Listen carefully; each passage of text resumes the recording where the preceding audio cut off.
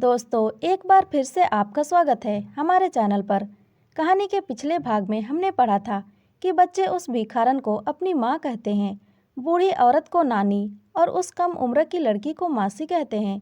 इस पर इंस्पेक्टर कुछ और भी बोल रहे थे, लेकिन मैं तो इतनी सी बात सुनकर ही हैरान रह गया था।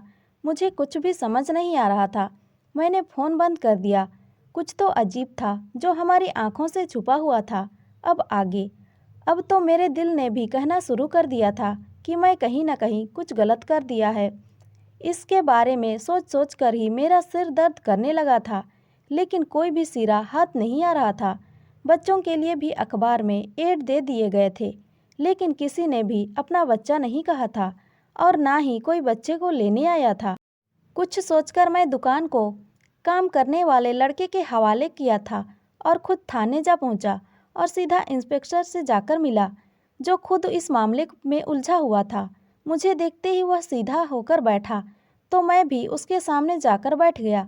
मेरे कुछ बोलने से पहले ही उसने कहा कि बच्चों का रो रो कर बुरा हाल है। वह सिर्फ अपनी माँ, नानी और मासी के पास जाना चाहते हैं। मैंने उनमें से जो कुछ बड़े बच्चे थे उनसे पूछताछ की है। उन्होंने बताया है कि उनकी माँ ने कभी उन्हें मारा भी नहीं है। वह अपनी नानी और अपनी मासी के साथ रहते हैं। और यही नहीं, उन बच्चों ने बताया कि जब से उन्होंने होश संभाला है तब से उन्हें तीनों के साथ रहते हैं। हाँ, उन बड़े बच्चों ने यह भी बताया कि कभी कभी माँ किसी नए बच्चों को ले आती है और फिर वह भी हमारे साथ ही रहने लगते हैं और फिर कहीं नहीं जाते। हमारी माँ बहुत अच्छी है, हमारे खाने पीने, रहने और कपड़ों की व्यवस्था करती है और हम सबसे बहुत प्यार करती है। कभी कोई बाहर का आदमी हमसे मिलने नहीं आता। इंस्पेक्टर की बातें सुनकर मैं और भी उलझ गया था। मैंने इंस्पेक्टर से पूछा कि इस सब का क्या मतलब है।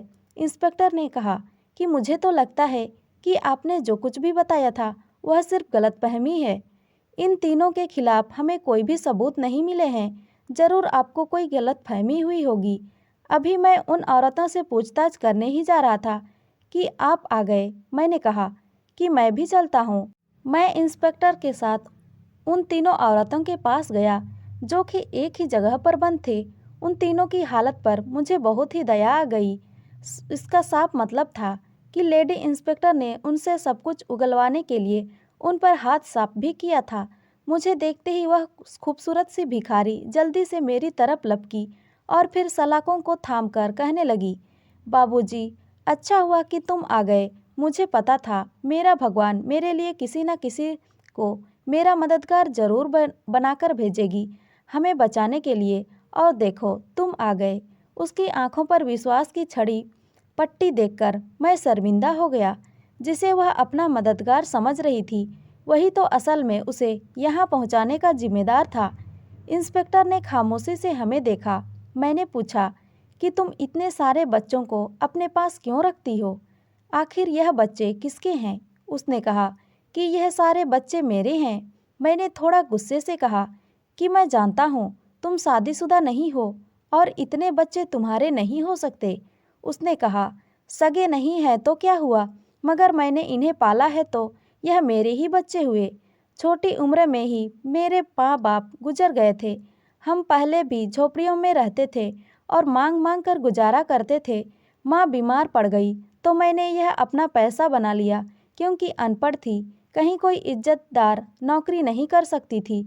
खुद को इतना मजबूत बना लिया कि कोई मर्द बुरी नज़र डालने से पहले डरता था। मैं गली गली भीख मांगती तो कई बच्चे मुझे बेसहारा मिल जाते, जिनसे सर पर न माँ का साया होता था और न ही बाप का। यह सारे बच्चे सड़कों के किनारे सोते और मांग मांग कर खाते। कुछ बच्चे तो इतने छोटे होते थे कि उनको पता भी नहीं होता था कि वह क्या कर रहे हैं। और कुछ बच्चे तो मुझे ऐसे मिले थे जो सिर्फ 1 या 2 दिन के ही थे। शायद किसी के पाप की वजह से इस दुनिया में आ गए थे और उसे कूड़े में फेंक दिया गया था।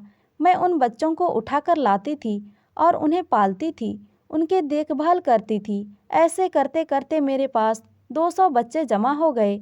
लोग बच्चों को खुद से दूर करते हुए यह भी नहीं सोचते कि यह कितना बड़ा पाप है।